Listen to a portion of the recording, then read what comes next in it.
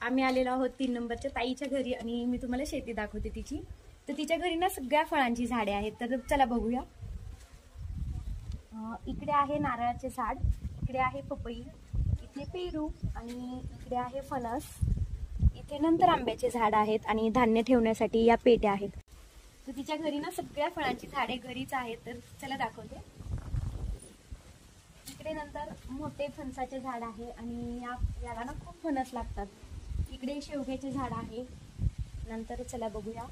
इकडे आहे चिक्कू, खाली कढीपत्ता, अंजीर, इकडे आहे त्यांचा हौद आणि ठीक आहे। आणि इथपर्यंत तुम्ही बघताय ना ते टॉवर आहे ना, तिथपर्यंत तिची शेती आहे।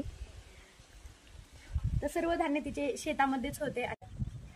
इथे तुम्ही व्ह्यू बघू शकता। आताच त्यांनी गहू लावलेला आहे आणि याला येण्यासाठी आता 2-3 महिने लागणार आहेत, ठीक आहे। आणि ही सर्व शेती तिचीच आहे।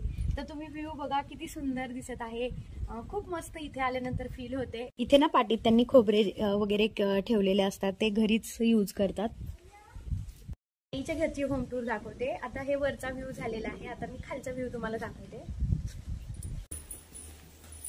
हा आहे खालचा व्ह्यू। तर तुम्ही बघू शकता तिच्या घरी मिरच्या, वांगी वगैरे स्वतःच्या घरचीच आहेत।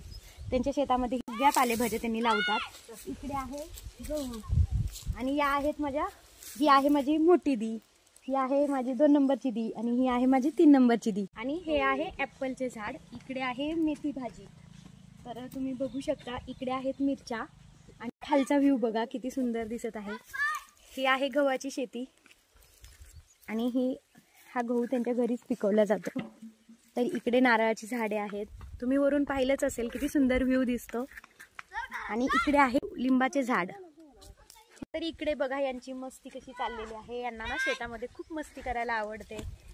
मस्त अशा वातावरणामध्ये म्हटलं चला फोटोशूट तर झालंच पाहिजे, तर आम्ही फोटोज व्हिडिओज क्लिक केले, मस्त मस्त असे पोजेस देऊन आम्ही फोटोज आणि व्हिडिओज काढून घेतले। तर असं क्लायमेट मी कधीही मिस करत नाही आहे, तर लगेच फोटोशूट करते। आता दुसऱ्या दिवशी आम्ही नंतर बाळाला भेटायला गेलो, इथे त्याचे पप्पा आणि बाळ मस्त अशा गप्पा मारतात।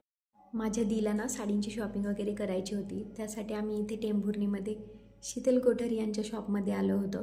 तर 5 ते 6 साड्या आम्ही तिथे घेतल्या। आता यांना मुंबईला जायचं आहे, त्यामुळे हलकंसं नाश्ता वगैरे करून घेतला, कारण प्रवास खूप लांब आहे। म्हटलं जाता जाता भैयाची भेट घेऊन जाऊयात। हे आमचे किराणा शॉप आहे आणि हा आहे माझा मोठा भैया। तर तुम्हाला व्हिडिओ कसा वाटला कमेंटमध्ये नक्की सांगा। बाय।